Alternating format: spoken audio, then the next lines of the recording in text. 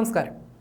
അടിച്ചേൽപ്പിക്കുന്ന യുദ്ധവും സമാധാനവും അംഗീകരിക്കില്ല, പ്രത്യാഘാതങ്ങൾ ഉണ്ടാകുമെന്നായിരുന്നു US-ന് ഇന്നലെ ഇറാനിലെ പരമോന്നത നേതാവ് ആയത്തുള്ള അലി ഖമേനി നൽകിയ മുന്നറിയിപ്പ്.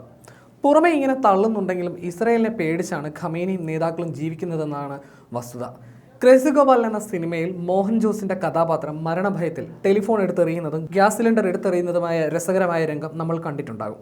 ഏതാണ്ട് അതേ അവസ്ഥയാണ് ഇപ്പോൾ ഇറാൻ നേതാക്കൾക്ക്. പണി എവിടെ നിന്ന് ഏത് രൂപത്തിൽ കിട്ടുമെന്നത് പേടിച്ചുള്ള ഒരുതരം ജീവിതം. അതിന്റെ ഏറ്റവും ഒടുവിലത്തെ ഉദാഹരണമായിരുന്നു വാട്സപ്പ് ഉപയോഗം ഉപേക്ഷിക്കാനുള്ള നിർദ്ദേശം. ഇസ്രായേലുമായി ഏറ്റുമുട്ടിക്കൊണ്ടിരിക്കുന്ന ഇറാൻ ഫോണുകളെയും സംശയത്തോടെയാണ് നോക്കുന്നത്. ലെബനനിൽ ഹിസ്ബുള്ളയ്ക്ക് സംഭവിച്ചതുപോലെ ഒരു സൈബർ ആക്രമണം ഇറാൻ ഭയക്കുന്നുണ്ട്. ലെബനനിൽ പേജറുകൾ കൂട്ടത്തോടെ പൊട്ടിത്തെറിക്കുകയായിരുന്നെങ്കിൽ ഇവിടെ സ്മാർട്ട് ഫോണുകൾ പൊട്ടിത്തെറിക്കുമെന്നോ അല്ലെങ്കിൽ മൊസാദ് അവയിൽ നിന്ന് വിവരം ചോർത്തുമോ എന്ന ഭീതിയിലുമാണ് ഇറാൻ.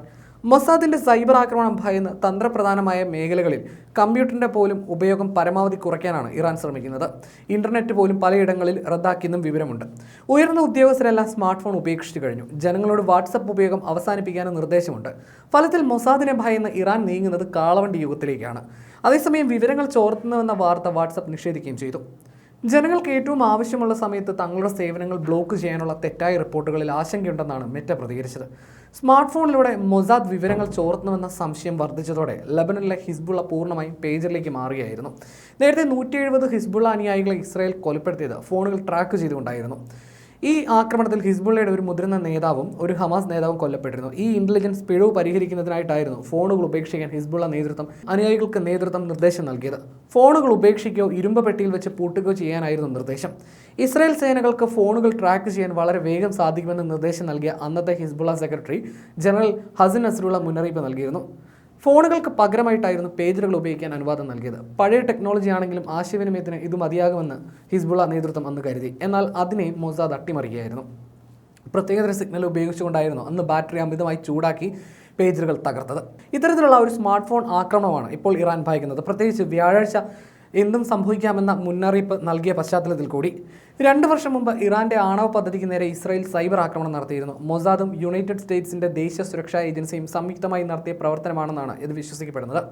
ആണവായുധം വികസിപ്പിക്കുന്നതിന് നിർണായകമായ യുറേനിയം സമ്പുഷ്ടീകരണ ശേഷി വൈകിപ്പിക്കാൻ ഇതുമൂലം അന്ന് ഇസ്രായേലിന് സാധിച്ചിരുന്നു. ഇറാന്റെ പ്രധാന ആണവ കേന്ദ്രമായ നതാൻസിൽ 2005ഓടെയാണ് സ്റ്റെക്സ്നെസ്റ്റ് വെയിം എന്ന സ്പൈ മാൽവെയർ സ്ഥാപിച്ച് മൊസാദ് വിവരങ്ങൾ ചോർത്തിയത്.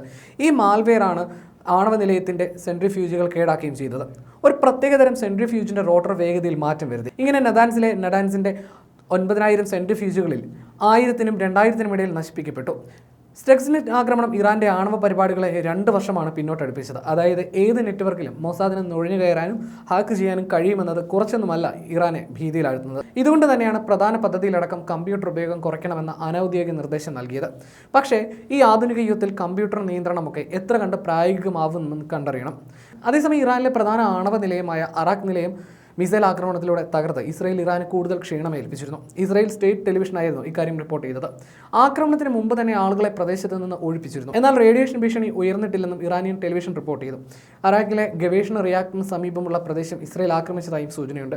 ഇറാനിലെ ടെഹ്റാനിൽ നിന്ന് ഏകദേശം 250 കിലോമീറ്റർ തെക്ക് പടിഞ്ഞാറായി സ്ഥിതി ചെയ്യുന്ന ആണവ നിലയമാണ് അറാഖ് ഹെവി വാട്ടർ റിയാക്ടർ. നിലയത്തിന്റെ നിർമ്മാണം പൂർത്തിയായിരുന്നില്ല. അടുത്ത വർഷത്തോടെ പൂർണ്ണമായും പ്രവർത്തന സജ്ജമാക്കാനായിരുന്നു ഇറാൻ പദ്ധതിയിട്ടിരുന്നത്. ആണവായുധം ഉണ്ടാക്കാനായി പ്ലൂട്ടോണിയം സംസ്കരിച്ചെടുക്കാനാണ് ഈ നിലയത്തിലൂടെ ഇറാൻ ലക്ഷ്യമിട്ടത്. ഇതാണ് ഇസ്രായേൽ തകർത്ത് തരിപ്പണമാക്കിയത്.